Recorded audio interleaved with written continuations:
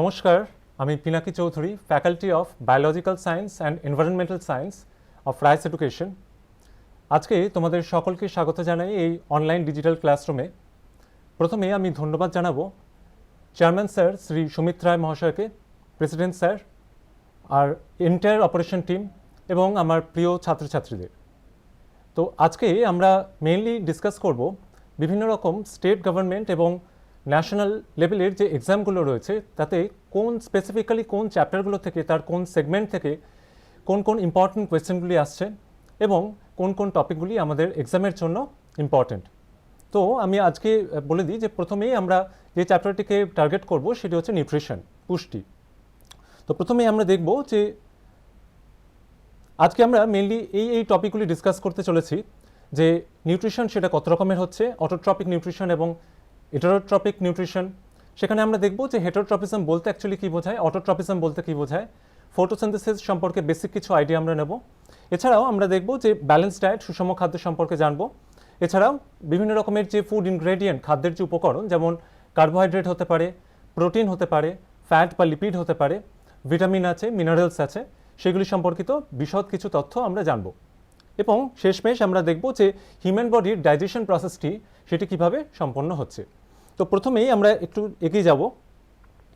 প্রথমে আমরা দেখব যে নিউট্রিশন প্রসেসটি হচ্ছে যে আমরা দৈনন্দিন জীবনে যে ফুড ম্যাটার্সগুলো আমরা কনজিউম করে চলেছি প্রতিনিয়ত, বা আমরা যে খাদ্য সামগ্রীগুলো খাচ্ছি, গ্রহণ করছি, তো সেই খাদ্যবস্তুর মধ্যে আবদ্ধ বিভিন্ন রকমভাবে এনার্জিগুলো কীভাবে আমাদের বডির মধ্যে সেটা আসছে এবং বডি কীভাবে সেই খাদ্যবস্তুর মাধ্যমে এনার্জাইজড হচ্ছে এবং আমাদের দৈনন্দিন জীবনের বিভিন্ন রকম যে কার্যাদিগুলি, বা আমরা বলতে পারি যে biochemical as well as biomechanical যে ফাংশনসগুলি, সেগুলি কীভাবে সম্পন্ন হচ্ছে। নেক্সটলি আমরা দেখব যে এর যে টাইপসগুলো, বেসিক দুটো টাইপ আমরা বলতে পারি।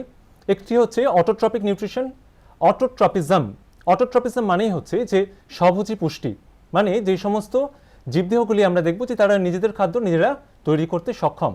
বা আমরা এটা বলতে পারি, আমরা ইউজুয়ালি এটা জানি যে all the higher type of plant bodies they are usually capable to produce their own food by the process of photosynthesis. সালোক সংশ্লেষ প্রক্রিয়ায় তারা কিন্তু নিজেদের খাদ্য নিজেরা সংশ্লেষ করে থাকে। তো বেসিক্যালি আমরা একটুখানি এটা সম্পর্কে জানবো যে এই সালোক সংশ্লেষ প্রক্রিয়ায় চারটে সাবস্ট্যান্স কিন্তু প্রয়োজন পড়ছে। একটি সাবস্ট্যান্স আমরা দেখব যে গ্রাউন্ড ওয়াটার। এখানে যদিও গ্রাউন্ড ওয়াটারের সঙ্গে মিনারেলসও মিক্সড আপ হয়ে থাকে, তারা মিশে গিয়ে একটা কোলয়েডাল ভার্সন তারা তৈরি করে। এবং তার সাথে আমরা দেখব অ্যাটমসফেরিক কার্বন ডাইঅক্সাইড। থার্ডলি আমরা দেখব যে sunlight's photon particle. And lastly হচ্ছে ইনঅ্যাক্টিভ কন্ডিশনে থাকা কিছু chlorophyll pigment molecules. All this four substances are usually form together to run or to conduct this photosynthesis process. তাহলে আমরা দেখলাম যে এই চারটে সাবস্ট্যান্স, চারটে প্রয়োজনীয় অংশ আমরা দেখলাম একীভূত হচ্ছে এবং আলটিমেটলি কিন্তু সালোক সংশ্লেষ প্রক্রিয়াটা এইভাবে রান করছে। তো এই প্রক্রিয়ার মাধ্যমে যেটা হচ্ছে যে এই উদ্ভিদ দেহগুলো এবং কতিপয় কিছু প্রাণীদেহ আছে, যেমন আমরা জানি যে ইউগ্লিনা, ক্রাইসেমিবা, সিসলাগ, they are usually capable to produce their own food. সেই সমস্ত প্রাণীদেহগুলিও কিন্তু নিজেদের খাদ্য নিজেরা সংশ্লেষ করতে পারছে। তো এইভাবে আমরা দেখব যে বেশিরভাগ যে higher type of plant body তারা এবং কতিপয় কিছু প্রাণীদেহ তারা যখন নিজেদের খাদ্য নিজেরাই তৈরি করতে পারছে, তখন সেই টাইপের পুষ্টি বা নিউট্রিশনটাকে আমরা কনসিডার করব অ্যাজ অটোট্রপিজম বা অটোট্রপস। নেক্সটলি আমরা এরপরে চলে যাব হচ্ছে হেটারোট্রপিক টাইপ অফ নিউট্রিশনের সেগমেন্ট। দেখব যে হেটারোট্রপিজম বলতে আমরা এটা বলছি যে এরা ইউজুয়ালি নিজেদের খাদ্য নিজেরা তৈরি করতে পারছে না এবং সেক্ষেত্রে তারা dependent, they are dependent on the producers. তো তারা সেই উৎপাদকের উপর নির্ভরশীল খাদ্য তৈরির জন্য বা খাদ্যের গ্রহণের জন্য। তো এখানে আমরা দেখব যে এই হেটারোট্রপিজমটা বা এই হেটারোট্রপিক যে অর্গানিজমগুলো, জীবদেহগুলি রয়েছে, তাদের মধ্যে কিন্তু অনেক রকম সেগমেন্টেশন বা টাইপস আমরা উল্লেখ করতে পারি। যেমন আমরা প্রথমেই দেখব যে যারা হচ্ছে producer, apart from the producers যে সমস্ত কনজিউমারগুলো আছে, আমরা বলতে পারি যে হার্বিভোরাস বা তৃণভোজী প্রাণী, তাই তো? তারা কি করছে, they are usually fed on those normal producers. তারা শুধুমাত্র সেই উৎপাদক বা সেই উদ্ভিদদেহগুলি খেয়ে তারা বেঁচে থাকছে। নেক্সট আমরা দেখব হার্বিভোরাসদের আবার কনজিউম করছে বিভিন্ন রকম কার্নিভোরাস মাংসাশী প্রাণীরা, রাইট? আবার আমরা দেখব আলটিমেটলি একেবারে শেষে গিয়ে হয়তো সেই যে ফুড চেনটা বা যদি সেই ফুড পিরামিড অনুযায়ী আমরা যাই, তাহলে দেখব যে একেবারে টার্মিনাল এন্ডে হয়তো এন্ড কনজিউমার প্রেজেন্ট রয়েছে। অথবা আমরা আমাদেরও এক্সাম্পল তুলতে পারি, সেখানে আমরা বলতে পারি যে হিউম্যান বডি তারা হয়তো omnivorous টাইপ অফ আমরা বলতে পারি যে অ্যানিমাল বডি, তাই না? তারা সর্বভোগ প্রাণী। তো এখানে একটি কথা আমি উল্লেখ করব, সেটা হচ্ছে যে নেক্সট স্লাইডে আমি যেটা বলছি সেখানে আমরা দেখবো যে এই অ্যানিম্যাল বডির মধ্যে বা যারা হেটারোট্রপিজম করছে সেখানে আমরা কোন কোন ফেজগুলি পরপর দেখতে পাচ্ছি। In case of normal producers body সেখানে আমরা দেখবো যে প্রথমে তারা নিজেদের খাদ্য নিজেরা তৈরি করছে সালোকসংশ্লেষ প্রক্রিয়ার মাধ্যমে এবং সেটার একটা আত্মীকরণ বা আমরা বলতে পারি যে অ্যাসিমিলেশন প্রসেস কিন্তু সেখানে রান করছে। But in case of animal body, যে আমাদের বডি ধরেই যদি আমরা এক্সাম্পল ধরে যদি কনসিডার করে যদি বলি, তো সেক্ষেত্রে আমরা দেখব যে আমরা তো হচ্ছি পরভোজী প্রাণী। তো সেক্ষেত্রে প্রথমে আমরা খাদ্যটাকে গ্রহণ করছি। তো এই যে গ্রহণ করছি এটাকে তখন আমরা বলবো হচ্ছে ইনজেকশন, রাইট। এর পরবর্তী সেগমেন্টের যে বা এর পরবর্তী যে ফেজটা সেটাকে আমরা বলবো ডাইজেশন। ডাইজেশন প্রসেসটা আর কিছুই নয়, আমরা যে কমপ্লেক্স ফরম্যাটে খাদ্যবস্তুগুলোকে গ্রহণ করছি সেই কমপ্লেক্স ফরম্যাট থেকেই ধীরে ধীরে আমরা দেখব সেই খাদ্যবস্তুগুলো ভাঙতে থাকছে। ওকে, তো সেগুলো ভাঙতে ভাঙতে আমরা দেখব all the complex type of food matters they are usually converted, they are usually broken down into their simplest format. সেই সমস্ত কমপ্লেক্স অবস্থায় থাকা যে খাদ্যবস্তুগুলো সেগুলো আমরা দেখব তারা ভাঙতে ভাঙতে একেবারে শেষ পর্যায়ে এসে একেবারে তাদের সরলতম অংশে কিন্তু পরিণত হয়ে যাচ্ছে। তো এখানে আমি একটুখানি উল্লেখ করব যে কোন কোন সেগমেন্টের থ্রু দিয়ে অ্যাকচুয়ালি খাদ্যবস্তুটা পাস করছে। প্রথমে আমরা দেখব যখন আমরা খাদ্যটাকে গ্রহণ করছি, ইনজেকশন প্রসেসটা রান করছে, তখন দেখলাম যেটাকে আমরা আমাদের মুখগহ্বরের মধ্যে প্রবেশ করালাম। দেন আমরা দেখব যে এরপর কি হচ্ছে, সেখানে তার সেই সেগমেন্টের পরে ধীরে ধীরে এটা এলিমেন্টারি ক্যানাল বা আমাদের খাদ্যনালী ইসোফেগাসের মধ্যে দিয়ে রান করছে, সবাই জানি। নেক্সট তারপরে আমরা দেখব যে এটা ক্রমশ চলে এলো আমাদের স্টমাকের মধ্যে, পাকস্থলীর মধ্যে। সেখানে কিছু ডাইজেস্টিভ জুস, কিছু ডাইজেস্টিভ এনজাইমের মাধ্যমে তারা সেখানে মানে সেই প্রসেসটা ঘটছে, মানে ভাঙার কাজটা ঘটছে, ডাইজেশন প্রসেসটা ঘটছে। এবং তারপরে নেক্সটলি আমরা দেখব সেটা চলে এলো স্মল ইন্টেস্টাইনে। এখন স্মল ইন্টেস্টাইনের তিনটে part, duodenum, jejunum and Ilium.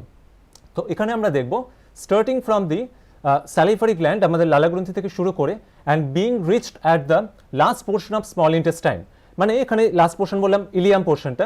তো এই ইলিয়াম পোর্শন অব্দি পৌঁছে গিয়ে বা পৌঁছানোর পর আমরা গিয়ে দেখবো যে সেই কমপ্লেক্স টাইপের যে ফুড ম্যাটারগুলো তারা কিন্তু টোটালি তাদের সরলতম অংশে পরিণত হয়ে গেছে।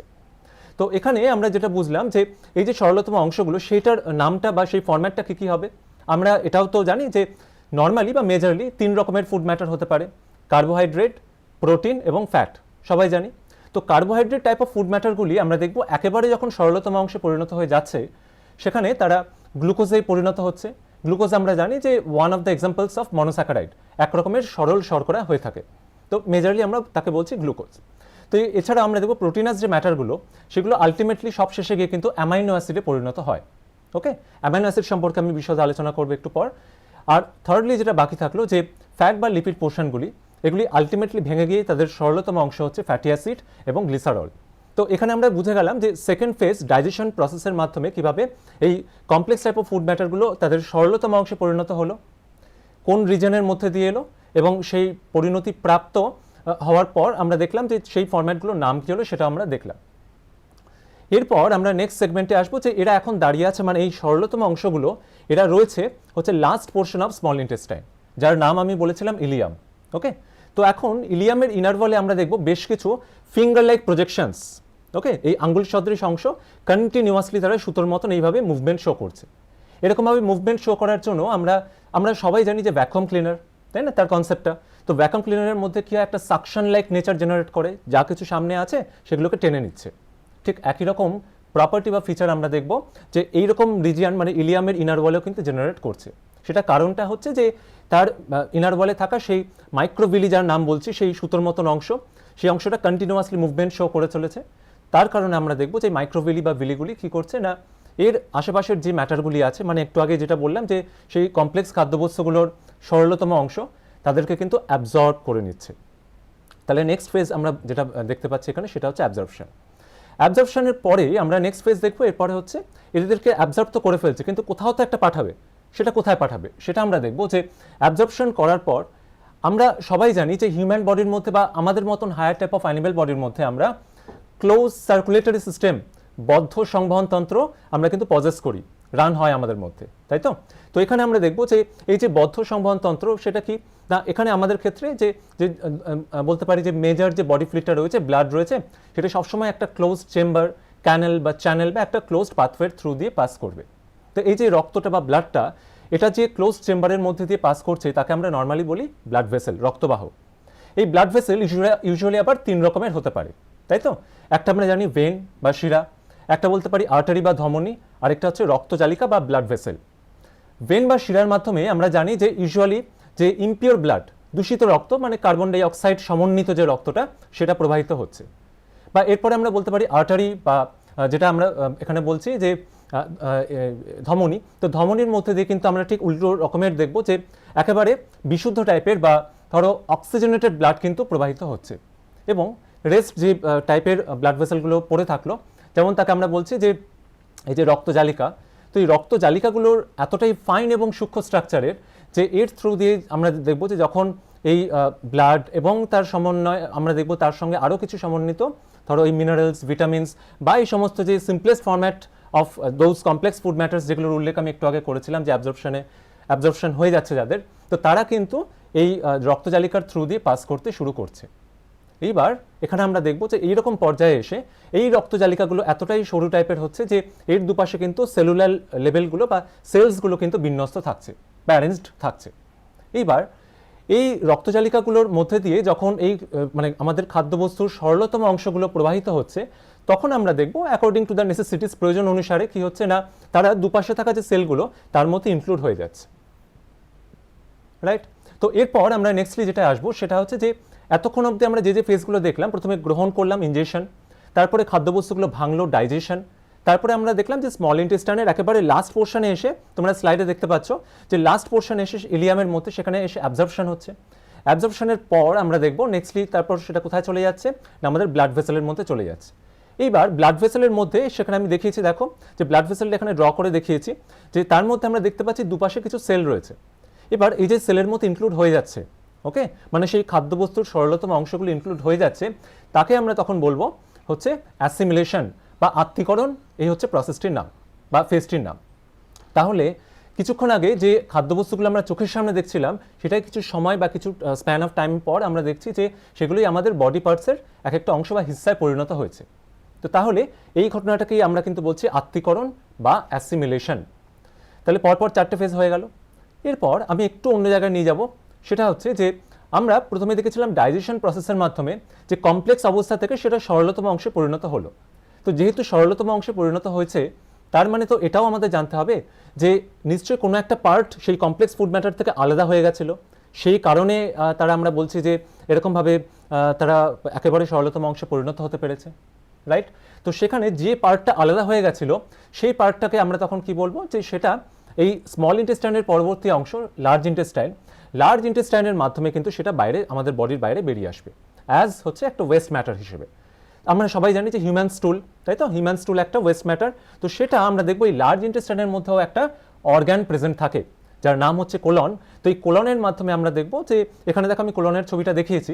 কোলনের মধ্যে আমরা দেখবো যে একেবারে ধরো যে অংশটা ওপরের দিকে উঠে যাচ্ছে সেটাকে আমরা বলবো যে অ্যাসেন্ডিং কোলন, যেটা তারপরে আমরা দেখছি যে এরকমভাবে সামনের দিকে হরিজন্টালি এগিয়ে আসছে তাকে আমরা বলবো ট্রান্সভার্স কোলন, এবং কোলনের যে অংশটা নিচের দিকে নেমে আসে তাকে আমরা বলবো ডিসেন্ডিং কোলন।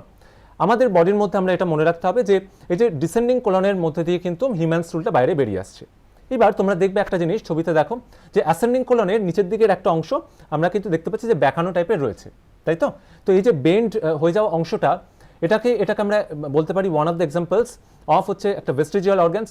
তো সেখানে আমরা সেই নিষ্ক্রিয় অঙ্গটার নাম আমরা বলবো অ্যাপেন্ডিক্স, ভার্মিফর্ম অ্যাপেন্ডিক্স।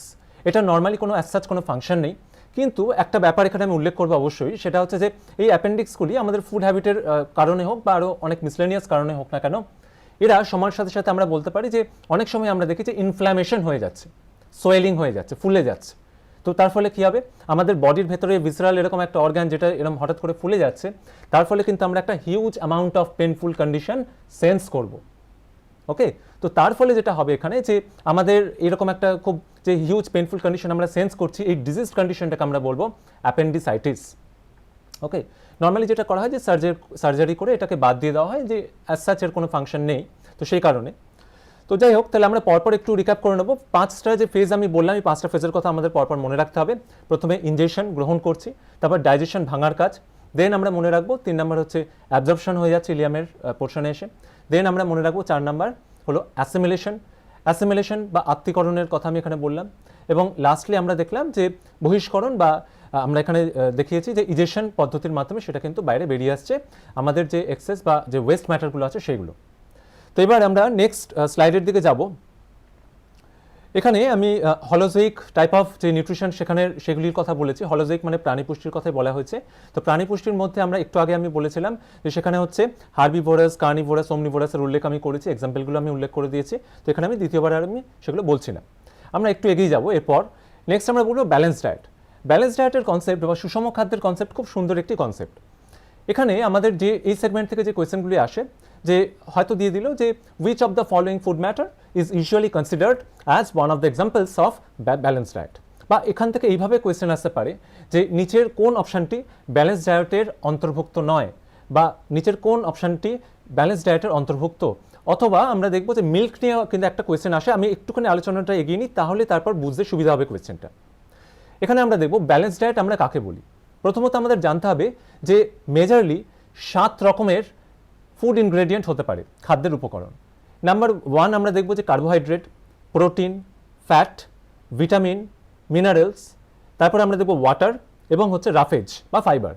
এই 7 রকমের যে ফুড ইনগ্রেডিয়েন্টগুলো বা খাদ্যের উপকরণগুলো, তারা যখন আমরা দেখব যে কোনো একটা সিঙ্গেল ফুড কিংবা একটা কম্বিনেশন অফ ফুডের মধ্যে প্রেজেন্ট রয়েছে, তখন তাদের আমরা বলবো ব্যালেন্স ডায়েট বা সুষম খাদ্য। তো এখন আমরা দেখব যে এই সুষম খাদ্য এর অনেক সময় এক্সাম্পলের প্রসঙ্গে মানে এখানে জিজ্ঞাসা করা হয়। তো আমরা ছোটবেলা থেকে পড়ে এসেছি যে দুধকে, milk is usually considered as one of the examples of balance diet.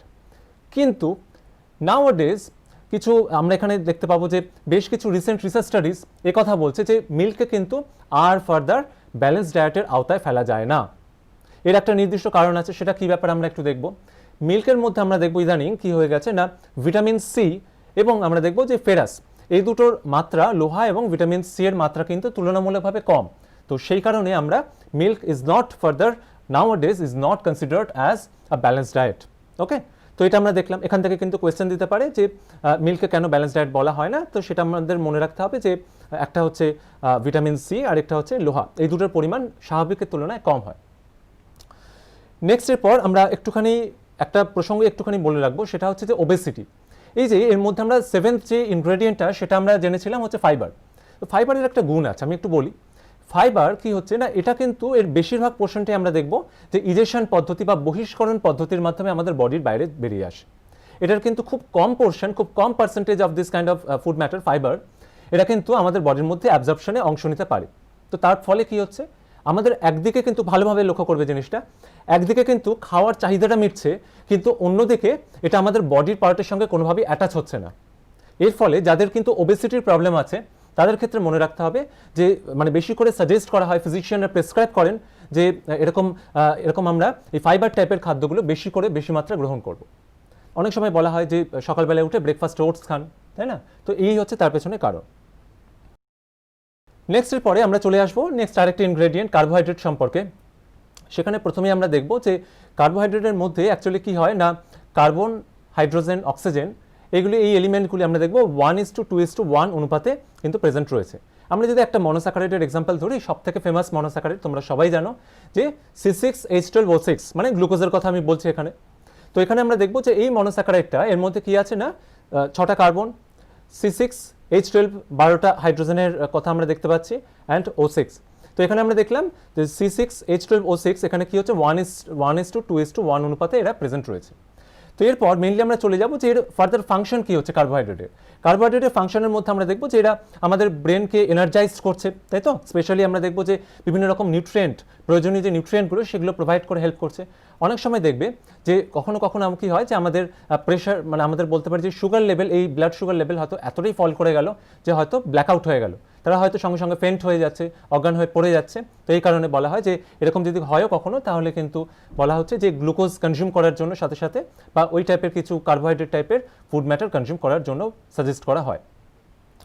Next এরপরে আমরা দেখব যে এছাড়াও ফ্যাটি অ্যাসিড, ডায়েটারি ফাইবার, এগুলোর ব্রেকডাউনের ক্ষেত্রেও কিন্তু এরা কাজে লাগছে।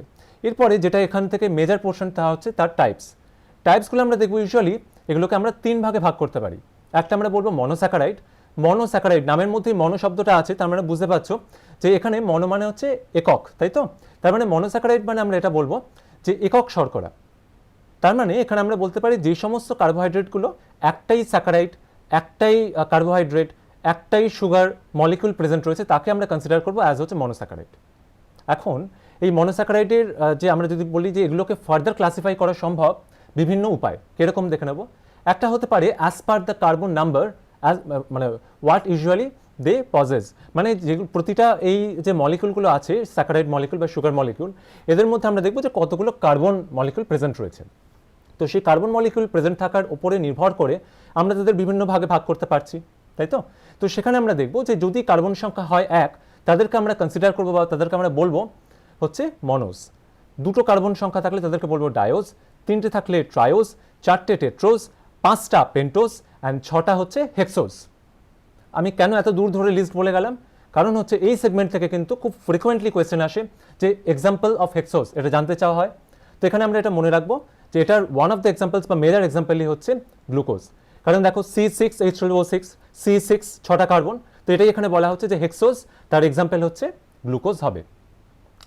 নেক্সটের পর আমরা দেখব যে এখানে মানে এই মনোস্যাকারাইডগুলোকে আবার আরেকটা অন্যভাবে আমরা ক্লাসিফাই করতে পারি, সেটা হচ্ছে according to their chemical structure, তাদের রাসায়নিক গঠনের উপর নির্ভর করে তাদেরকে আমরা বিভিন্ন ভাগে ক্লাসিফাই করছি।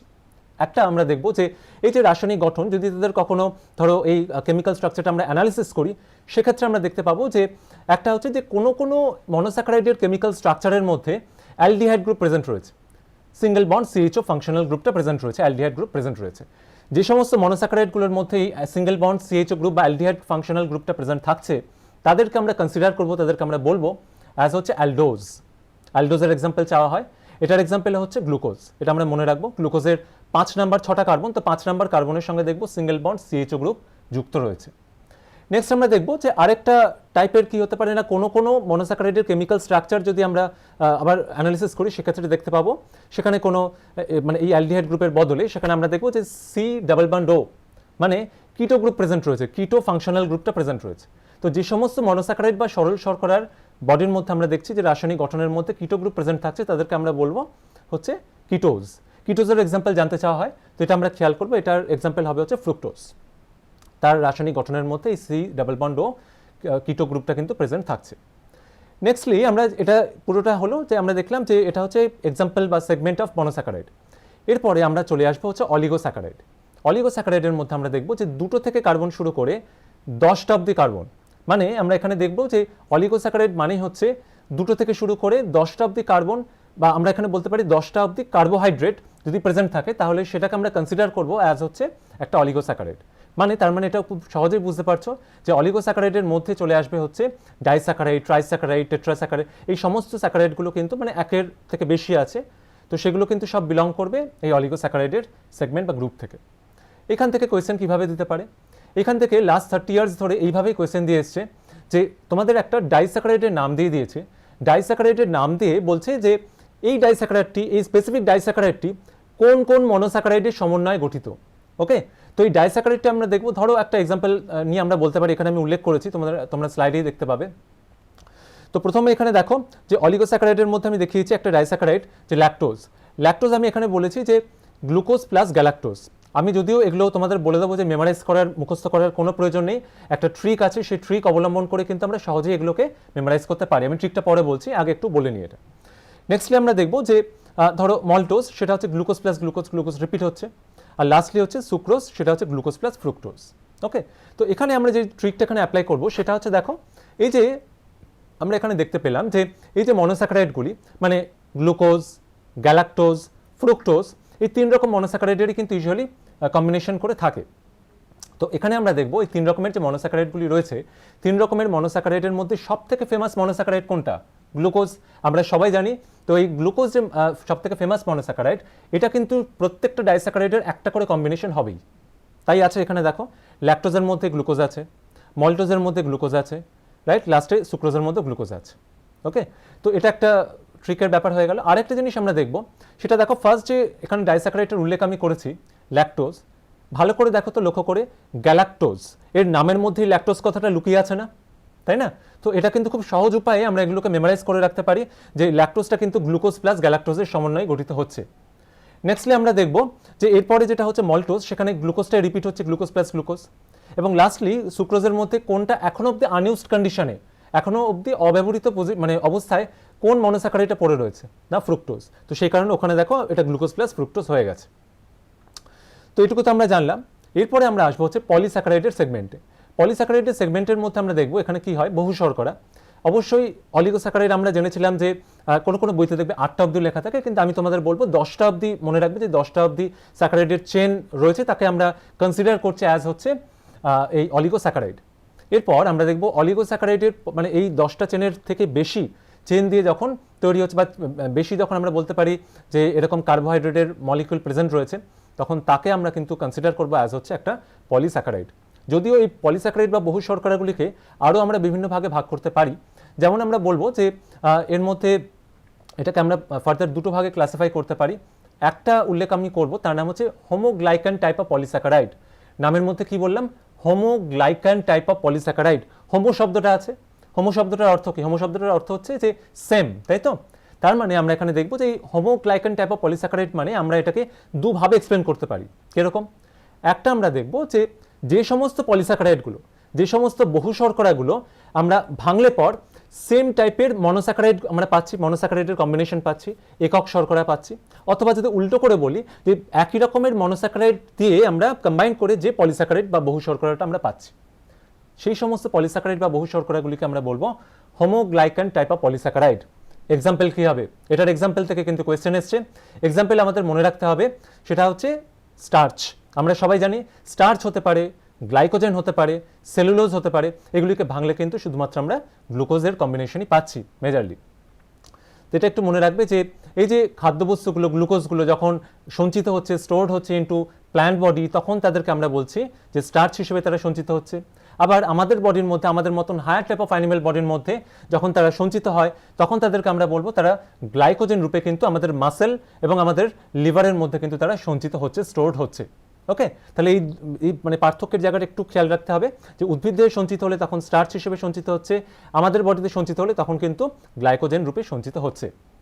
নেক্সটলি আমরা দেখব যে এর পরবর্তীকালে মানে পরবর্তী যে সেগমেন্ট বা পরবর্তী যে ক্লাসটা, পলিস্যাকারাইডগুলোর আরেকটা ভাগ আমরা বলতে পারি যে হেটারোগ্লাইকান টাইপ অফ পলিস্যাকারাইড, তাই তো?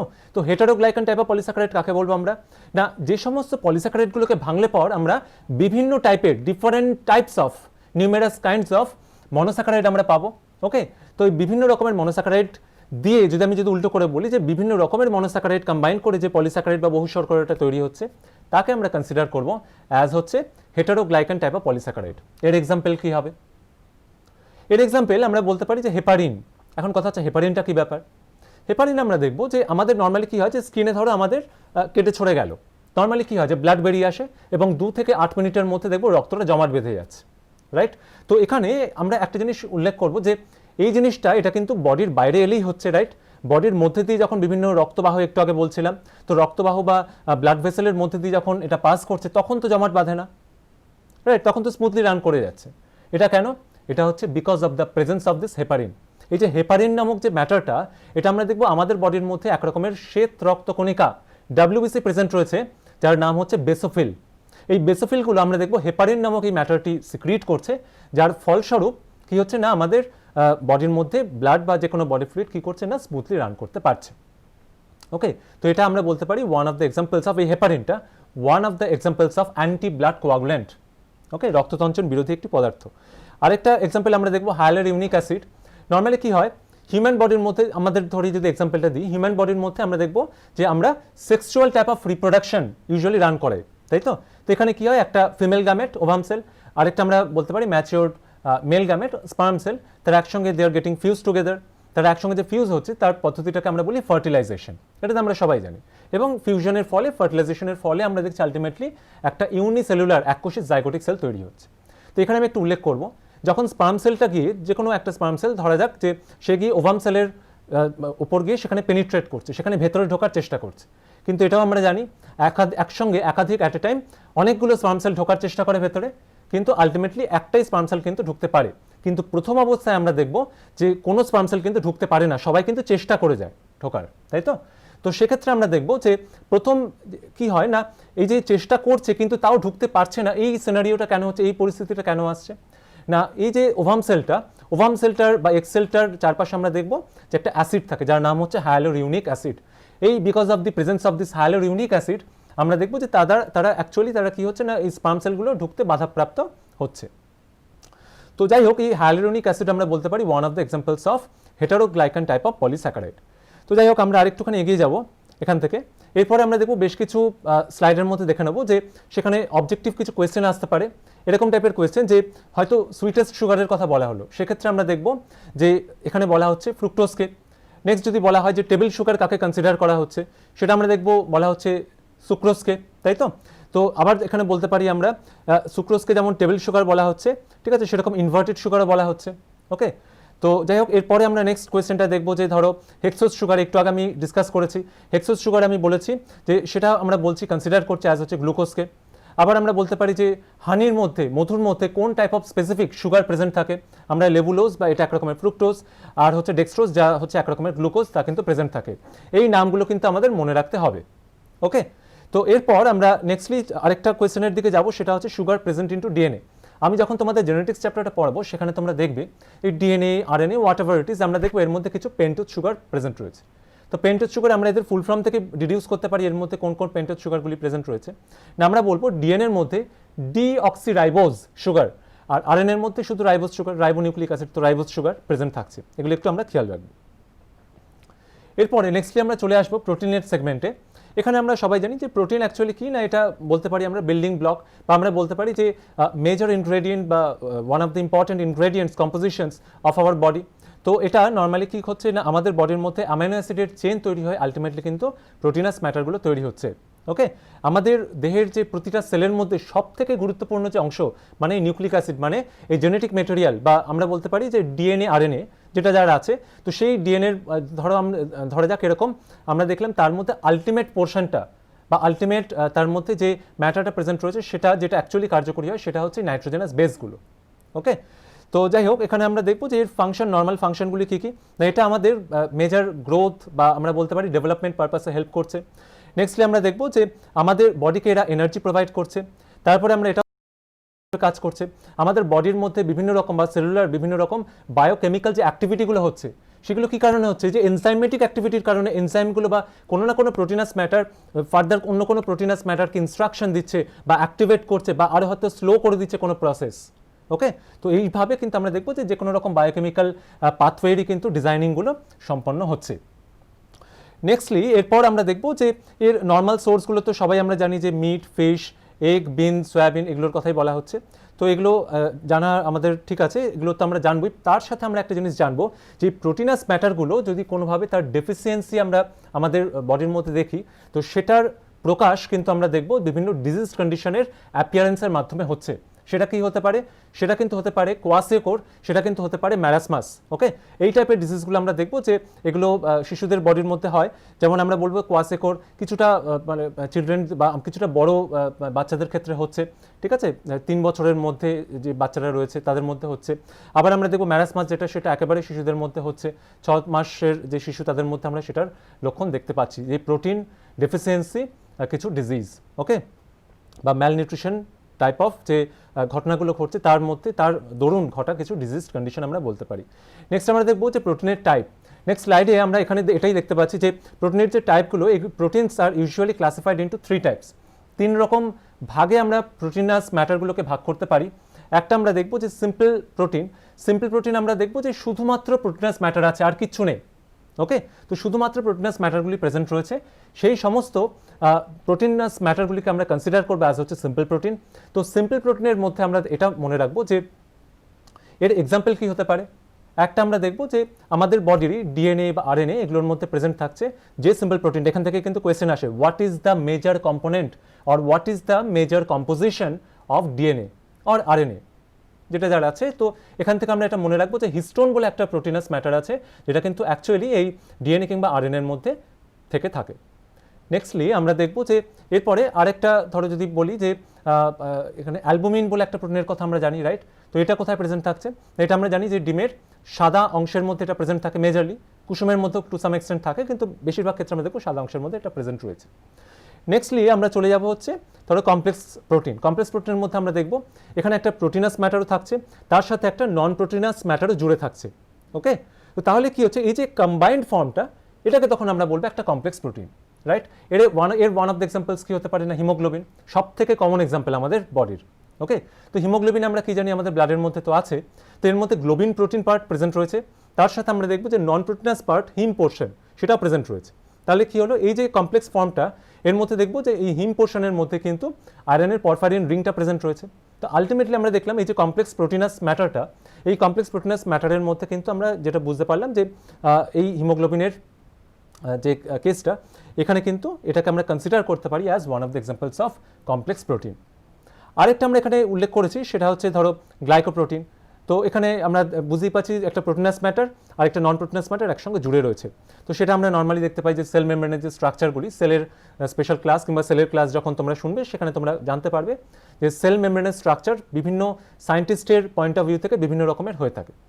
তো সেখানে আমরা দেখেছিলাম ডিরাইভড প্রোটিন, এটা সম্পর্কে একটু বলি।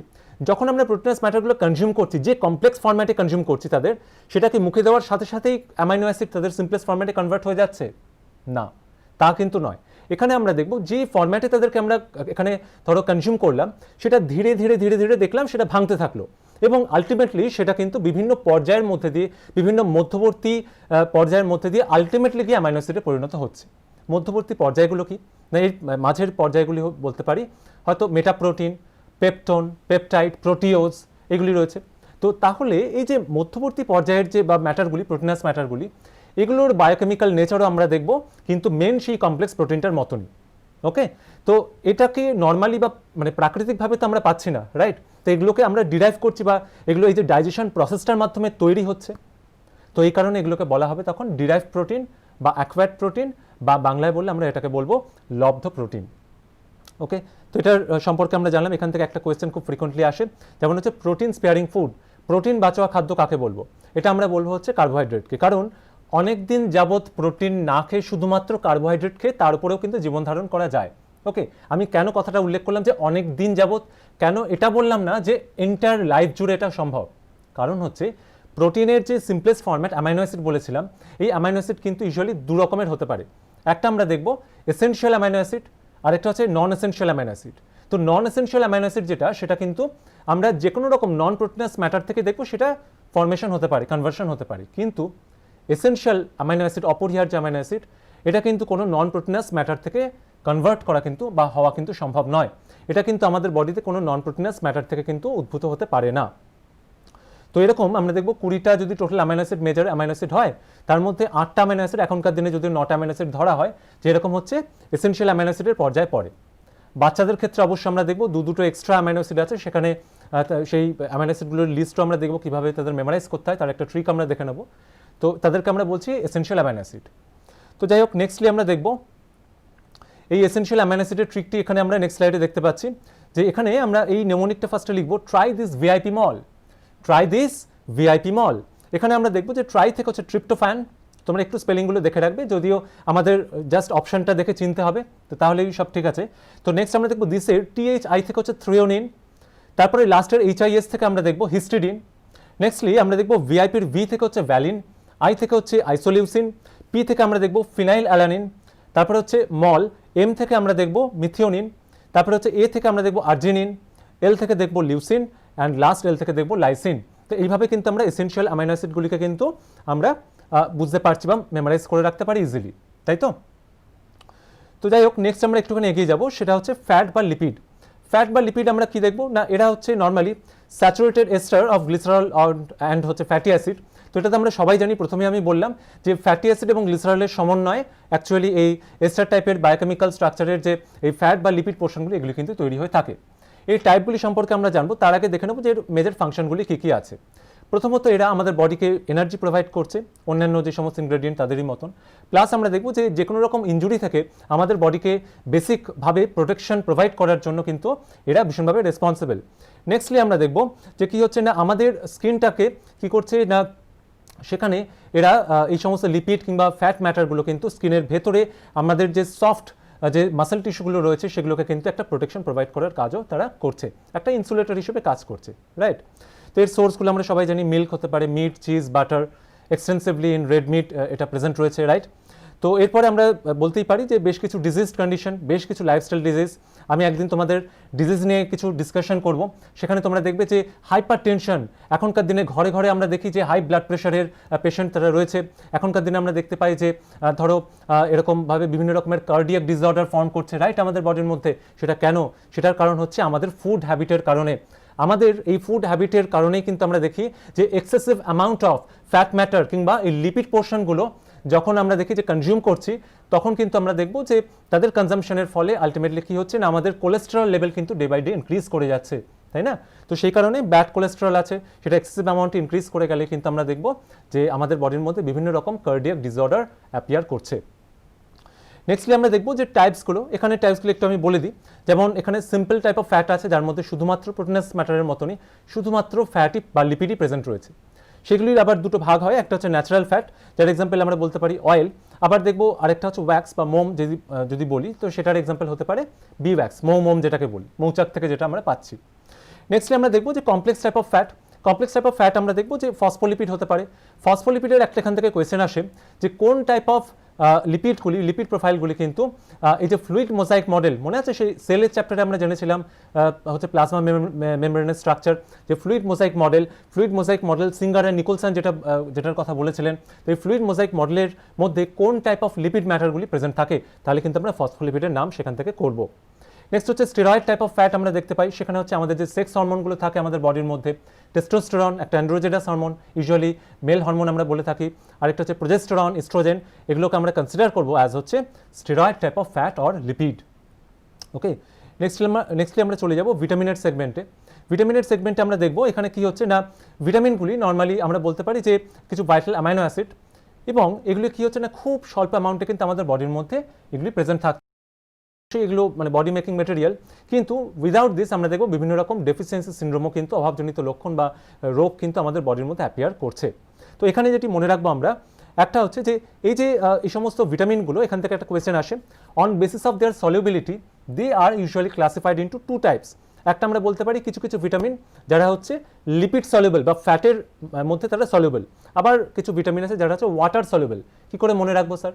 এখানে আমরা মনে রাখবো এটা যে কোনো এই সমস্ত ভিটামিনগুলো তার মধ্যে একটা ট্রিক আছে, যেটা আমরা মানে যে ট্রিকটা আমরা বলবো অ্যাডেক, ADEK, অ্যাডেক কথাটি দিয়ে আমরা মনে রাখতে পারবো যে এই ADEK, ভিটামিন ADEK, এগুলি হচ্ছে লিপিড সলিউবল বা ফ্যাট সলিউবল।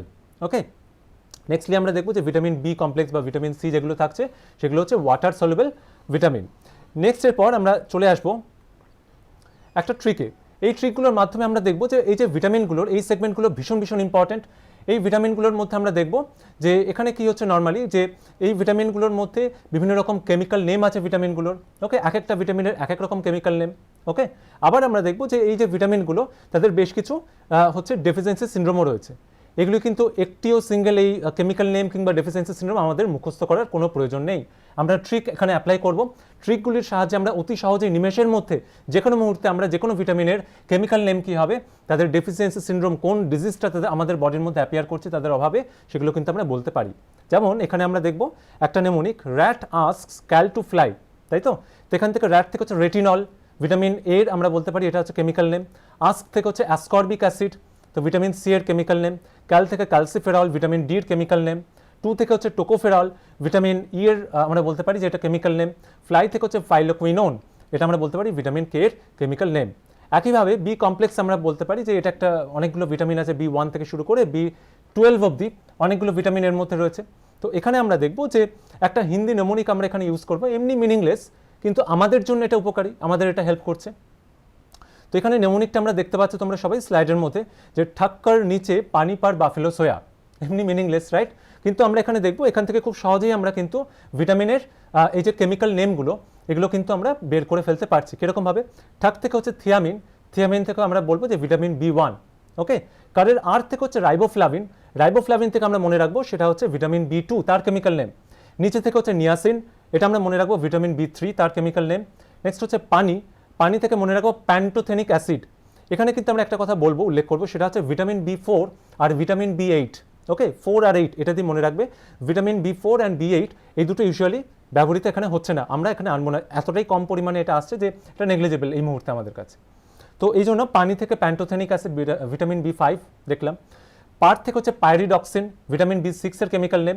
নেক্সট আমরা দেখবো বাফেলোর বাফ থেকে হচ্ছে বায়োটিন, ভিটামিন B7 এর কেমিক্যাল নেম। এবং লাস্টের যে পোর্শনটা ফ্যালো, বাফেলোর ফ্যালো, ফ্যালো থেকে হচ্ছে ফলিক অ্যাসিড, ভিটামিন B9 এর কেমিক্যাল নেম। যেটা আমরা দেখবো যে প্রেগনেন্ট উইমেনদের ক্ষেত্রে ভীষণভাবে কিন্তু কার্যকরী হয়, তারা কিন্তু ফলিক অ্যাসিডের ট্যাবলেট কনজিউম করে থাকে। নেক্সটলি আমরা দেখবো সোয়া থেকে সায়ানোকোবালামিন, সেটা হচ্ছে ভিটামিন B12, তার হচ্ছে কেমিক্যাল নেম। এইভাবে আমরা সহজে কিন্তু মেমোরাইজ করতে পারি ভিটামিনের কেমিক্যাল নেমগুলি। এরপর নেক্সট স্লাইডে আমরা চলে যাব, সেখানে বিভিন্ন ভিটামিনের যে ডেফিসিয়েন্সি সিনড্রোমগুলো সেগুলো সম্পর্কে আমরা একটু ডিসকাস করব। সেখানে আমরা প্রথমেই দেখবো আমরা একটু নেমোনিক দেখে নেবো, সেটা হচ্ছে he steals rickshaw at night dark sky. এটা এমনি একটা ফানি ট্রিক। তো এখানে আমরা এই নেমোনিক থেকে কিন্তু খুব সহজেই আমরা বলতে পারি যে কোন ভিটামিনের অভাবে কোন কোন ডিজিজ কন্ডিশনগুলো অ্যাপিয়ার করছে। এখানে আমরা মনে রাখবো যে এখানে আমরা কোডাক কোম্পানির নাম সবাই জানি, তাই তো, কোডাক।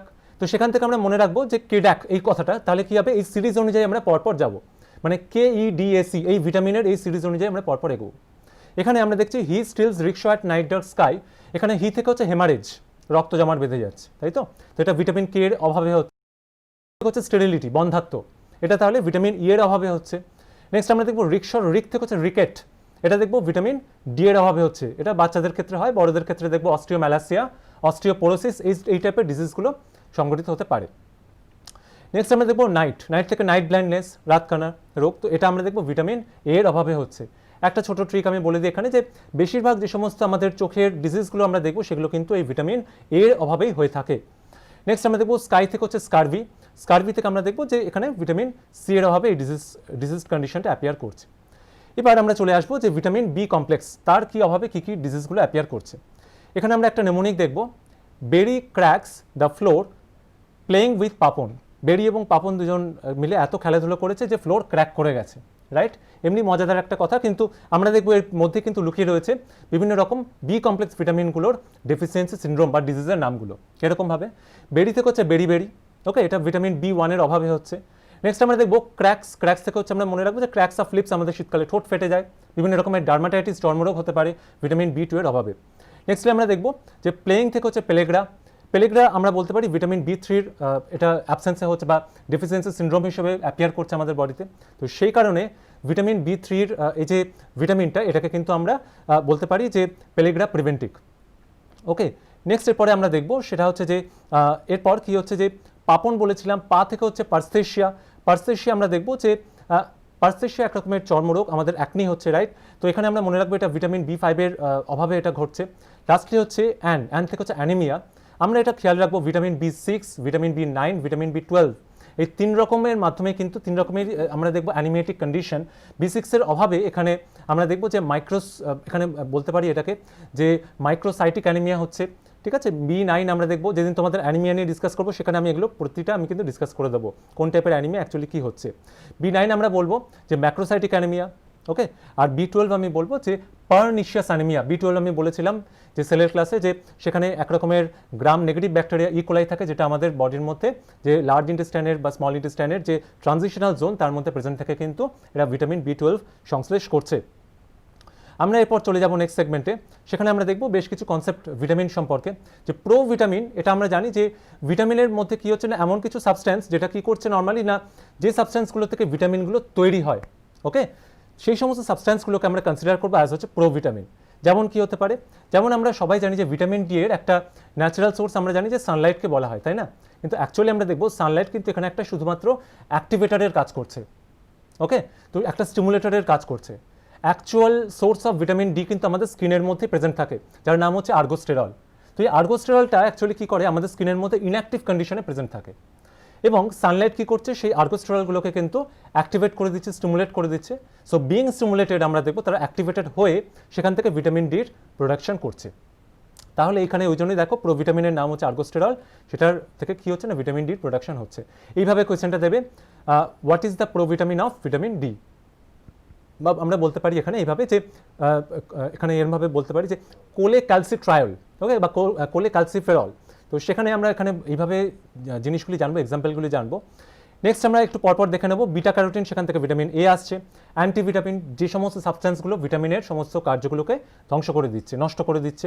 তার এখানে এক্সাম্পল বলতে পারি থায়ামিন, অক্সিথিয়ামিন বা থায়ামিনেজ আমরা বলতে পারি এখানে, বা সিউডোভিটামিন হচ্ছে এদের মধ্যে কি না ভিটামিনের মতনই সমস্ত রকম স্ট্রাকচারের মতনই কিন্তু স্ট্রাকচারগুলো এদের মধ্যে রয়েছে, কিন্তু তা সত্ত্বেও আমরা দেখব যে এখানে কি হচ্ছে না এদের বডির মধ্যে কিন্তু ভিটামিনের মতন যে ফাংশনগুলো সেগুলো কিন্তু এরা করতে পারে না।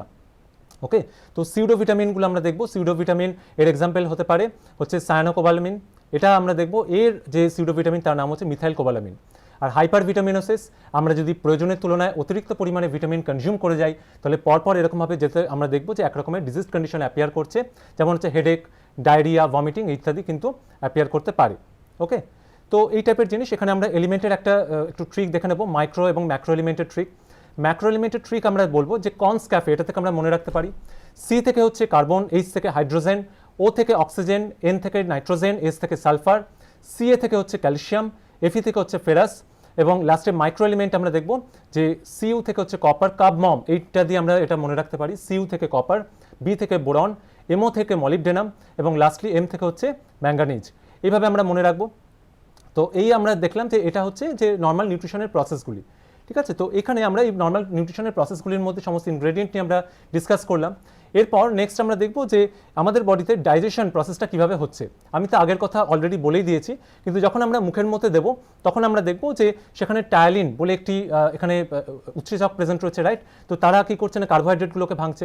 নেক্সটলি আমরা দেখব যে এটা আমাদের ইসোফেগাসের মধ্যে দিয়ে পেরিস্টলটিক মুভমেন্টের মাধ্যমে নিচের দিকে নামছে, এবং আলটিমেটলি এসে আমরা দেখব যে আমাদের যে এখানে স্টমাকটি রয়েছে প্রেজেন্ট রয়েছে সেই স্টমাকের মধ্যে কিন্তু পেপসিন রয়েছে, HCl প্রডিউস হচ্ছে, কোন সেলের মধ্যে প্রডিউস হয় HCl, এগুলি থেকে কিন্তু কোয়েশ্চেন এসে থাকে, ঠিক আছে। এই জায়গাগুলো আমরা একটু দেখব, কোন কোন এনজাইম কোন গ্ল্যান্ড থেকে সিক্রিট করছে, এরপরে স্মল ইন্টেস্টাইন আসবে, তারা কোন ম্যাটারের উপর কাজ করছে এবং তার ফলে আলটিমেটলি কি ম্যাটার তৈরি হচ্ছে, এগুলো আমাদের একটু কিন্তু জানতে হবে। এগুলো যখন আমরা নিউট্রিশন নিয়ে ইন ডিটেলে ক্লাস করব সেখানে আমরা সেই সেগমেন্টে দেখব। ওকে, তো আজকে আমরা এই যে এইভাবে কিন্তু আমরা দেখলাম যে পরপর ফেজ ওয়াইজ কীভাবে এলো নিউট্রিশনের কোন কোন পার্ট থেকে কী কী ইম্পর্টেন্ট কোয়েশ্চেনগুলো আসতে পারে, এইভাবে আমরা আজকে দেখে নিলাম। আজকে আর বেশি কথা বাড়াবো না। ওকে, ধন্যবাদ।